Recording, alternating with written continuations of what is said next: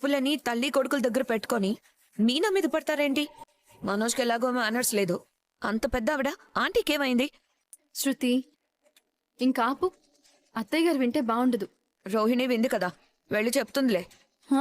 ఇక్కడొక్కడ చెప్పడం పనేనా నాకు? చెప్పవా? అయితే నువ్వు కూడా మంచిదానివే. ఇప్పుడు మనం ఆలోచించాల్సింది జరిగిపోయిన దాని గురించి కాదు, జరగాల్సిన దాని గురించి. ఇంకా ఏం జరగాలి? బాలు భాషలో మింగడానికి ఇంకా ఏం మిగిలిన్నాయి? అబ్బా శృతి, బాలు భాష ఆపు. సరే నువ్వు చెప్పు మీనా. మావయ్య అత్తయ్యతో మాట్లాడడం లేదు. అదెవరి సమస్య? ఆంటీ సమస్య. అలా ఎలా చూస్తూ ఊరుకుంటాం శృతి? ఇల్లు చాలా ప్రశాంతంగా ఉంది కదా మీనా. ఆంటీ అలిగి గదిలో కూర్చుంటే ఎంత పీస్ఫుల్ గా ఉందో. షు! ఒకళ్ళింటికి కోడలయ్యాక అలా అనుకోకూడదు. అందరూ బాగుండాలి అని కోరుకోవాలి. మరి బాలు మనోజ్తో బావుండాలని ఎందుకు కోరుకోవు మీనా? కరెక్టే కదా. బాలు వెళ్ళి రోహిణి నగులెత్తుకెళ్ళి మింగేమని, అదే అమ్మేయమని చెప్పు మీనా. అప్పుడు రోహిణి మనోజ్ని పట్టుకొని బాలుతో బాగుండాలి అని చెప్తుంది. నేనేదైనా తప్పుగా అన్నానా రోహిణి?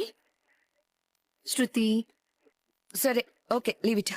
మనమే ఎలాగైనా వాళ్ళిద్దరినీ కలపాలి. మావయ్య నువ్వు చెప్తే వింటారు కదా మీనా?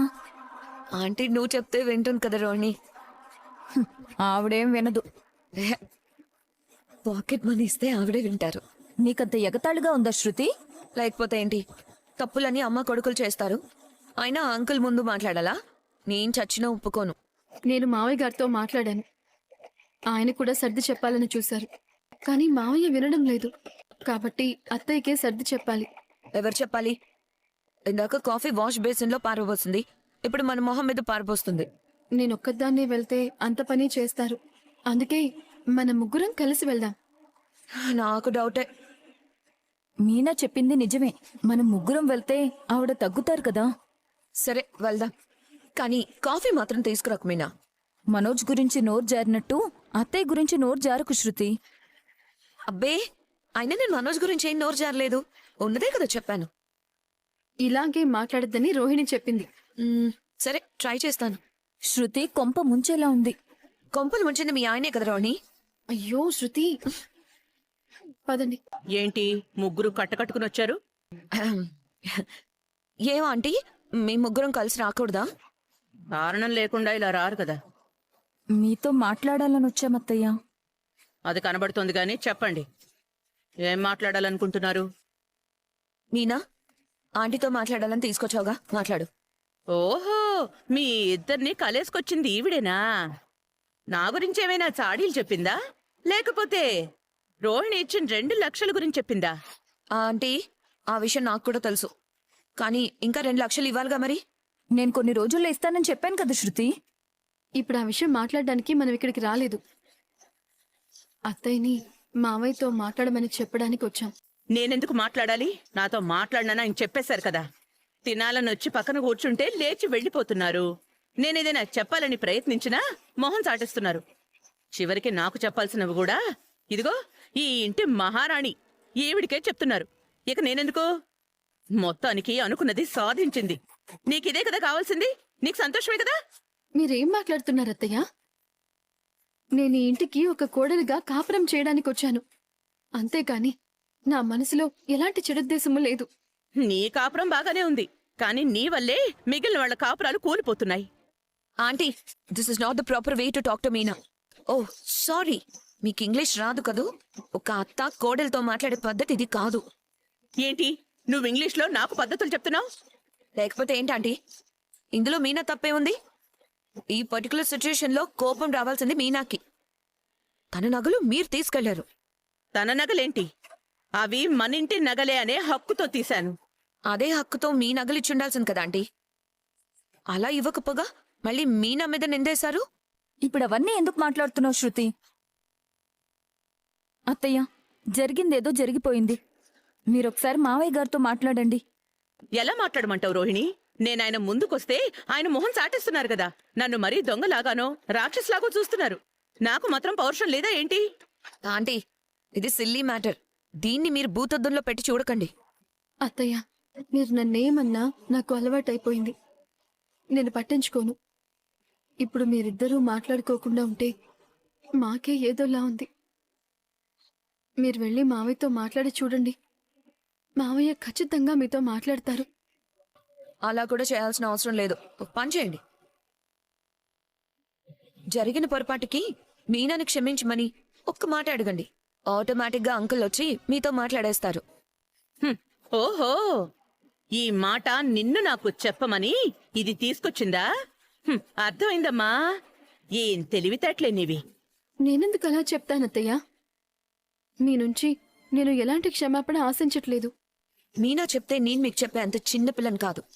ఏది రైటో ఏది రాంగో నాకు కూడా తెలుసు. ఇప్పుడు మీరు మీనాకి సారీ చెప్పడం ఒక్కటే సొల్యూషన్ అని నేను అనుకుంటున్నాను. అత్తయ్య ఎందుకు సారీ అడగాలి? తప్పు చేసింది మనోజ్ కదా. ఎవరు తప్పు చేసినా దీన్ని నేను క్షమించమని అడగడం ఏంటి? ఇదంతా మీనా ప్లానేనని నాకు తెలుసు. నేను దీని కాళ్ళు పట్టుకోవాలని శృతినిలా రెచ్చగొట్టి ఇక్కడికి తీసుకొచ్చింది. ఇక్కడ ఏం జరిగినా అన్నిటికీ నేనే బాజురాలి అన్నట్టు మాట్లాడతారేంటి మీరు?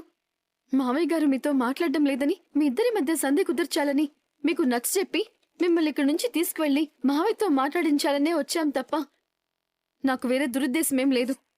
అయినా మీరు ఒక్కసారి మీనాని సారీ అడిగితే ప్రాబ్లం ఇక్కడితో సాల్వ్ అయిపోతుంది కదా. నేనెందుకు క్షమాపణ అడగాలి? నేనేం తప్పు చేశాను? అన్నీ చేసింది మీరే. శృతి, మనోజ్ వచ్చి డబ్బులు అడిగాడు. సమయానికి చేతిలో డబ్బు లేక నగలు తీసిచ్చారత్తయ్య. మనోజ్ ఆ నగలు అమ్మాడు. అత్తయ్య ఇందులో ఇరుక్కున్నారు. అంతకు మించి అత్తయ్య చేసిన తప్పేంటి? తను డబ్బులు అడిగినప్పుడే ఆంటీ ఖండించుంటే ఇప్పుడు ఈ ప్రాబ్లం ఇక్కడి దాకా వచ్చేది కాదు కదా. తనకు ఆంటీ సపోర్ట్ చేశారు, అదే తప్పు. సారీ చెప్పండి ఆంటీ. శృతి, నాకిప్పుడు క్షమాపణలు లాంటివేమీ వద్దు.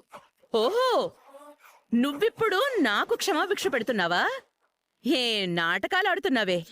నేనేం చేయాలనుకున్నా మీకది తప్పుగానే అర్థమవుతోంది.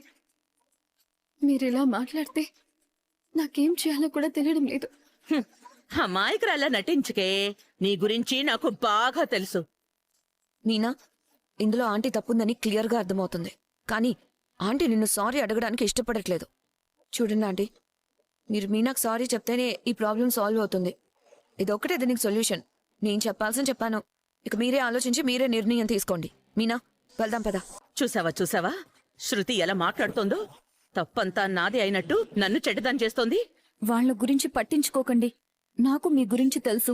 మీరెవ్వరికీ ఏ క్షమాపణ చెప్పాల్సిన అవసరం లేదు. కానీ దయచేసి మామయ్యతో మాత్రం మాట్లాడడానికి ప్రయత్నించండి.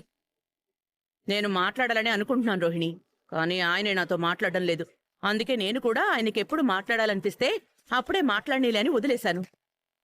దీని గురించి ఆలోచించి నాకు తలపోటొస్తోంది. నేను కామాక్షి ఇంటికి వెళ్తాను. ఇక్కడికెందుకు తీసుకొచ్చావురా? బార్ కొందామని. బారా? మరి లేకపోతే కార్ షోరూమ్కి ఎందుకు వస్తావురా? కారు కొందామని. కారు కొంటున్నావా? అవును. మరి పాతది? ఉంటుంది. మరి కొత్తది? వస్తుంది. నాకు అర్థం కాలేదురా. ఒక్క మనిషికి 2 సెల్ ఫోన్లు ఎందుకురా? ఎవరు చేయకపోతే దీని నుంచి దీనికి ఫోన్ చేసుకుని నువ్వే మాట్లాడుకోవడానికా? బా, అది వేరురా. ఒకటి పాతది, ఒకటి కొత్తది. 2 వాడుతున్నావు కదా, అలాగే నేను కూడా 2 వాడతాను. ఒకటి నేను నడుపుతాను, రెండోది అద్దెకిస్తాను. ఉన్నట్టుండి రెండో కారు కొనాలనే ఆలోచన ఎందుకు వచ్చిందిరా? ఉన్నట్టుండి కాదురా, డబ్బులు లేనట్టుండి. దేనికి? మీనా శబదం రా. పైన రూమ్ కట్టడానికి ఇంట్లో గొడవలు జరుగుతుంటే మా రూమ్ మేమే కట్టుకుంటామని మీనా శబదం చేసింది. అప్పుడు రూమే కట్టు. కారుకి ఈఎంఐ కట్టడం ఎందుకు?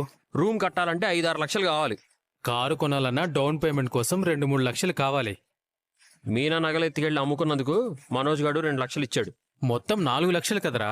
మిగతా 2 తర్వాత ఇస్తామని ఒప్పుకున్నారు. ఇస్తాడంటావా? ఇవ్వకపోతే బతుకుతాడంటావా? అవునులే, నువ్వు వదులుతావా? సరే, ముందలి షోరూమ్ ఓనర్తో మాట్లాడదాంరా. ఇదిగో అక్కడున్న కార్ క్లీన్ చేసావా? వెళ్ళి చేయి. లేదు సార్, చేస్తాను. త్వరగా వెళ్ళు. హలో బాలు, బావున్నావా? నేనే ఫోన్ చేసి నీకు థ్యాంక్స్ చెప్పాలనుకున్నాను. దేనికి సార్? నువ్వొక పొలిటీషియన్ని తీసుకొచ్చి వాళ్ళ ఫ్రెండ్కి కార్ ఇప్పించావు కదా. అవును. అదే పొలిటీషియన్ ఆ తర్వాత ఇంకొక 4 పంపించి కార్లు కొనిపించాడు. నీ వల్ల నాకు 5 కార్లు సేల్ అయ్యాయి. కానీ ఆ ఎమ్మెల్యే వల్ల నా బతుకు భారమైంది. చెప్పు, ఏంటి ఇలా వచ్చావు? సెకండ్ హ్యాండ్లో నాకు ఇంకో కార్ కావాలి సార్. అది చూడడానికి వచ్చాను. ఎందుకు? రెంట్కిద్దామని. ఓ, మంచి విషయం. ఇలాగే నువ్వు ఒక్కో మెట్టెక్కుతూ పైకి ఎదగాలి. Thank you sir. షోరూంకి 2 కొత్త కార్లు వచ్చాయి. చాలా తక్కువ కిలోమీటర్లు తిరిగాయి. రా చూపిస్తాను. రండి. ఈ రెండిట్లో నీకేది నచ్చిందో చూసి సెలెక్ట్ చేసుకో. నీకే అంటున్నావు కదా, డిస్కౌంట్ ఇస్తానులే. ఆ, అలాగే సార్. మీరు చూడండి. రాజేష్, 2 కార్లు మంచి కండిషన్లో ఉన్నాయిరా. అయితే 2 కొంటావా? ఇంకో దానికి నువ్వు డబ్బులు ఇస్తావా? ఆ, ఊరుకోరా. రే, రెండోది లాటరీ తగిలినప్పుడు కొంటానులే. మంచిది. అయితే ఈ రెండిట్లో ఒకటి సెలెక్ట్ చెయ్యి. నాకు తెలియడం లేదురా. అవును, మీనాకు ఫోన్ చేసి రమ్మంటాను, తనే సెలెక్ట్ చేస్తుంది. హలో, ఎక్కడున్నావు? మా అత్తగారి ఇంట్లో. మీ ఆయన రమ్మంటున్నాడు, వెంటనే బయలుదేరు. ఎక్కడికి? నేను పూలు కొనడానికి వెళ్తున్నాను. నేను కారు కొనడానికి వచ్చాను. ఏంటి? కారు, బీర్ కాదు.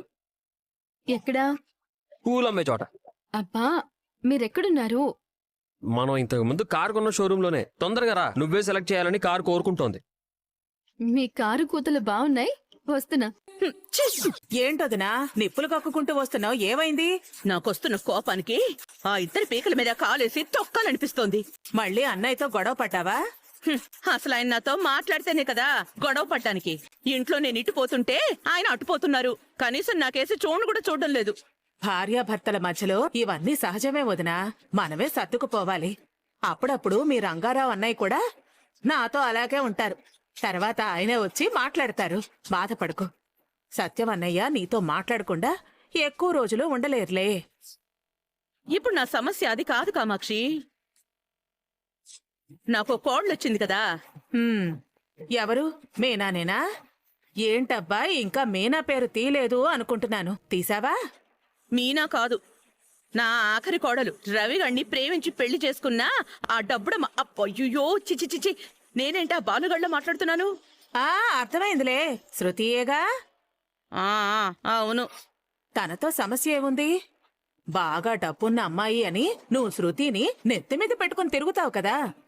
నేను మాత్రమే దాని మీద అంత ప్రేమ చూపిస్తున్నాను గాని దానికి నా మీద ఏం మాత్రం ప్రేమ లేదు. ఏమైందంటే ఇప్పుడు రోజు నీ కాళ్ళకి దండం పెట్టి నీ దగ్గర ఆశీర్వాదం తీసుకోవాలా? నాకంత అదృష్టం కూడానా? అది నన్ను ఎన్నేసి మాటలందో తెలుసా? ఇన్నాళ్ళు ఆ బాలుగాడు ఒక్కడే నన్ను ఎప్పుడు ఏదోటి అంటూ ఉంటాడని బాధపడేదాన్ని. ఇప్పుడు వాడికి తోడుగా ఇది వచ్చింది. శృతి మనసులో ఏదీ దాచుకోదు, ముక్కుసూటిగా మాట్లాడుతుందని నీకు తెలుసు కదా వదనా. దాని మనస్తత్వం అలాంటిదని నాకు తెలుసు.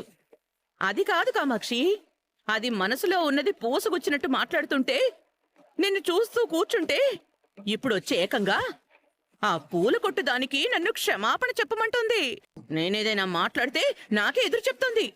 ఆ రవిగణ్ణి ఇంట్లో పనుల్లా చూస్తోంది. అసలు దాని ప్రవర్తన నాకేం నచ్చడం లేదు. డబ్బున్న అమ్మాయి కదా వదినా, అలాగే ఉంటుందిలే. అందుకని అదేం మాట్లాడినా ఊరుకోవాలా? తనొక్కతే నా కోటీశ్వరరాలు. నా పెద్ద కోడలు రోహిణి వాళ్ళ నాన్న మలేషియాలో కోట్లు వెనకేశాడు.